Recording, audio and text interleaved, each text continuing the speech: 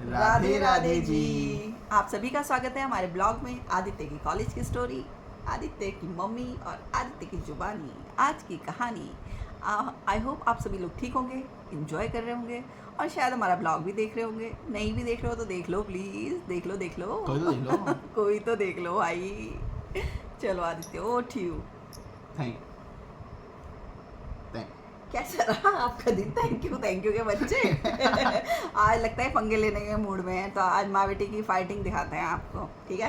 नहीं देखो, लड़ाई करना बुरी बात होती है। दिन अच्छा गया। दिन आज पूरा बिजी था, मतलब पूरा पैक दिन था, सुबह से शाम तक का। बिल्कुल ब्रेक नहीं था। ओके, तो कैसे But- स्टार्ट हुआ? स्टार्ट हुआ कॉलेज जाने से। सुबह सुबह हम्म, तो कॉलेज पहुँचे, हम्म, तो फिर सीधा ऊपर जाना था 5th फ्लोर में। ओके, एक स्पेशल लेक्चर था हमारे वीसी सर का, वाइस चांसलर सर। ओके, तो उनके लिए 8:30 मतलब बैठ जाना था वहाँ पे। अच्छा। लेकिन नीचे से कॉल आता है, मैसेज आता है क्या आता है?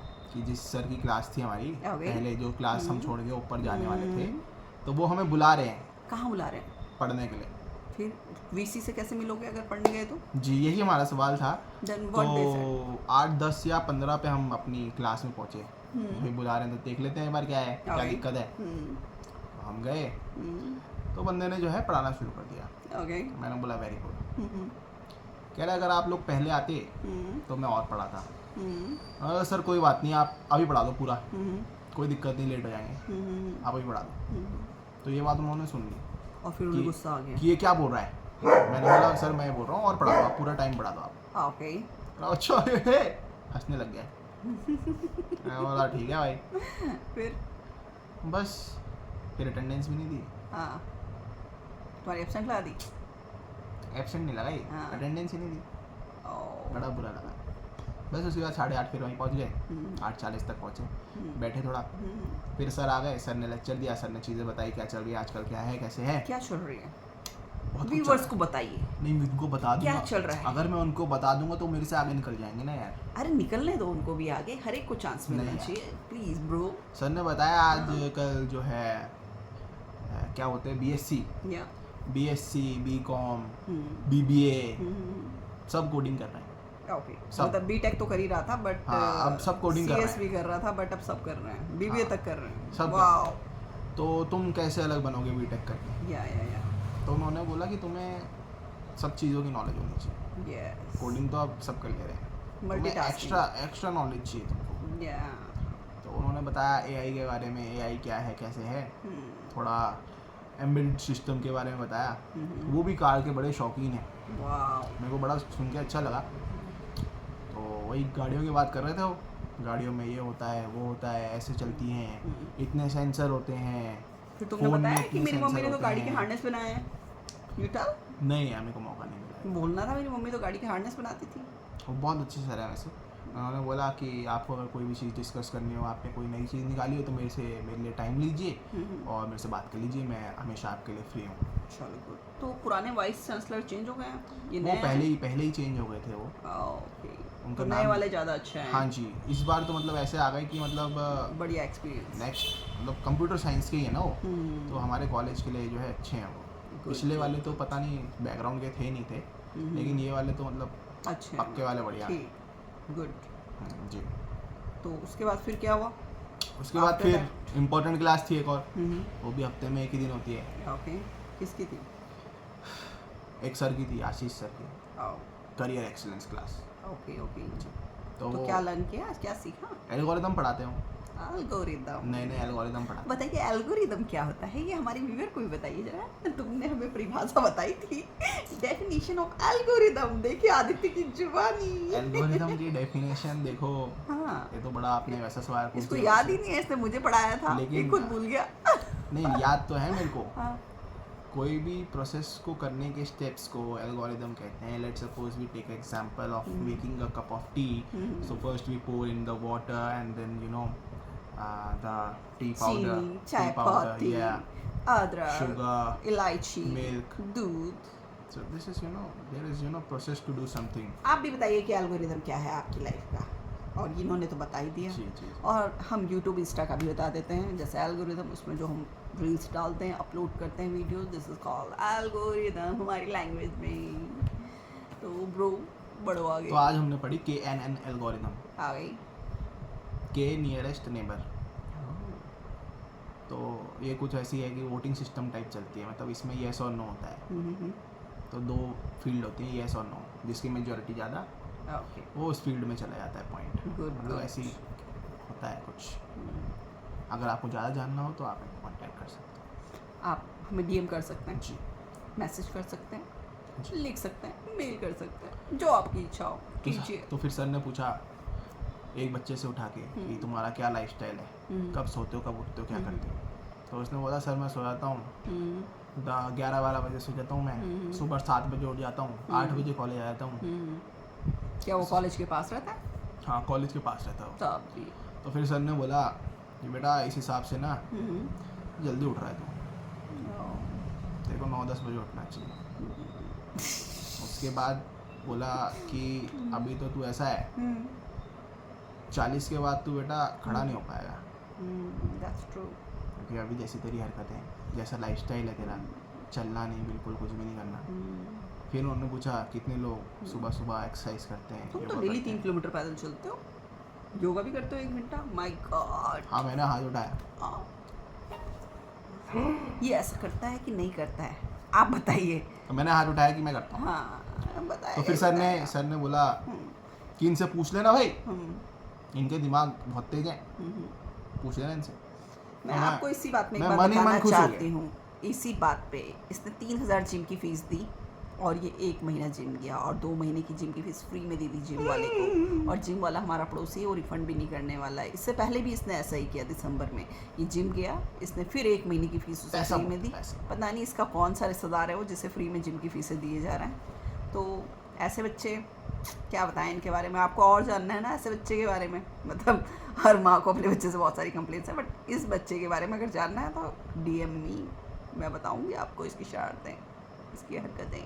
सैड बने रहिए, सैड हो चाहे कुछ भी, मैं तो शेयर करूंगी आपके साथ सच कि बच्चे क्या करते हैं और क्या नहीं बड़ी करते हैं। हाँ।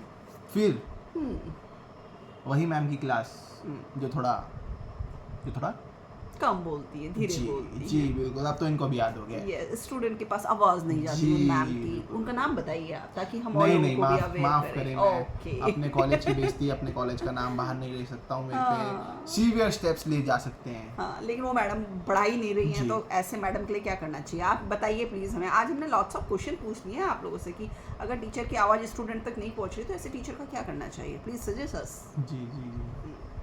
तो बस उन मैम ने पढ़ाया, तो एट लास्ट फिर उन्होंने भी अटेंडेंस नहीं दी। उन्होंने बोला आज मैं गुस्सा हूँ, बातें करो तुम लोग। मैडम तुमसे गुस्सा थी कि घर से गुस्सा हो गई? घर से बोल सकते हैं, लेकिन बच्चों के बिहेवियर से भी वो गुस्सा थी। बच्चे पनिशमेंट में खड़े होने के बाद भी जो है हंस रहे थे। तो मैडम ने बोला कि नहीं आज तो नहीं दूंगी। कोई नहीं। फिर मैम ने बोला कि ऐसे ही करना है क्या, रोज खड़ा कर दूं सबको जो बात करेगा, बोला बताओ यस। यही ख़त्म कर दूं कि आगे बढ़ाऊं इस चीज़ को। किसी ने कुछ बोला नहीं। मैंने चिल्ला के बोला मैम जैसी आपकी मर्जी। फिर मैम ने मेरे को देखा, क्या बोले? मैंने बोला मैम जैसी आपकी मर्जी। बेटा ये तो आपने बहुत प्रोफेशनल बात कर दी। प्रोफेशनल है अच्छा सही बोला मैंने। हाँ। जैसी आपकी मर्जी, जैसा आपको सही लगे आप वो करें। जब हम तुम कौन होते फालतू बात ही नहीं करते हो, 1-to-1 कांटेक्ट रखते जी। हो, टीचर की कोई फालतू बदतमीजी नहीं कर जी, रहे हो, बिल्कुल। उन बच्चों को डरना चाहिए जो बदतमीजी करते हैं, कॉन्सेंट्रेट हाँ नहीं जी, करते। मैम यही बोल रही थी कि बचपन में अगर चांटा लग जाता है इनको हाँ। तो आज ऐसे नहीं होते। तुम्हें तो नहीं बोला ना? नहीं मेरे को बोल देती है तो भाई हमारी मम्मी मार देती। इसी पे मैं आपको एक किस्सा बताती हूँ। ये बलूनी स्कूल में पढ़ता था देहरादून, ठीक ठीक है।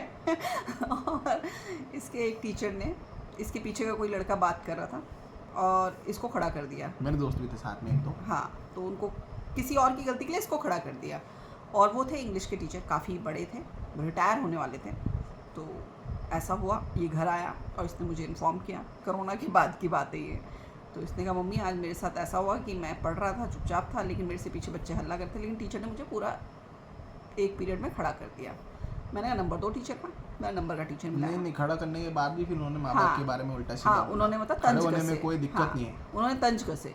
तो उसके बाद फिर मुझे ठीक नहीं लगा। मैंने कहा बच्चा दिल्ली में तो इतना बढ़िया प्रोफेशनल टीचर बहुत बढ़िया थे सारे, डीएवी स्कूल तो बेस्ट स्कूल था मतलब, Oh my। और यहाँ बलूनी स्कूल तो ऐसा लगा कि सबसे वर्स्ट स्कूल है। फिर उसके बाद मैंने उस टीचर को कॉल मिलाया, मैंने कहा मैं सुनीता दीवान बोल रही हूँ, आदित्य दीवान की मदर। तो आज आपने मेरे बेटे को किस उपलक्ष्य में खड़ा किया, बताइए ज़रा, क्या प्रॉब्लम थी, क्या मिसबिहेव था।